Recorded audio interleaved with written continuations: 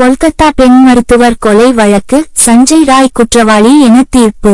என்ன நடந்தது விரிவாக பார்ப்போம். கொல்கத்தாவில் உள்ள ஆர்ஜிகர் அரசு ஆஸ்பத்திரியில் கடந்த ஆண்டு ஆகஸ்ட் மாதம் 9ஆம் தேதி பெண் டாக்டர் ஒருவர் பாலியல் வன்கொடுமை செய்யப்பட்டு கொல்லப்பட்டார். இச்சம்பவம் தொடர்பாக சஞ்சய் ராய் என்பவர் கைது செய்யப்பட்டார்.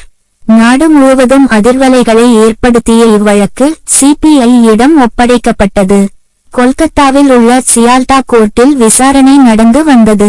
இதில் 50 சாட்சிகள் விசாரிக்கப்பட்டனர். இந்த விசாரணை அனைத்தும் கடந்த 9ஆம் தேதி நிறைவடைந்தது. நாடு முழுவதும் பெரும் அதிர்ச்சியை ஏற்படுத்திய இந்த வழக்கில் குற்றவாளிக்கு மரண தண்டனை விதிக்க வேண்டும் என சிபிஐ தரப்பில் வலியுறுத்தப்பட்டது. இதையடுத்து இந்த வழக்கில் இன்று தீர்ப்பு வழங்கப்பட்டது. அப்போது குற்றம் சாட்டப்பட்ட சஞ்சய் ராய் குற்றவாளி என தீர்ப்பு கூறப்பட்டது. தண்டனை விவரம் நாளை மறுநாள் அறிவிக்கப்படும் என நீதிமன்றம் தெரிவித்துள்ளது.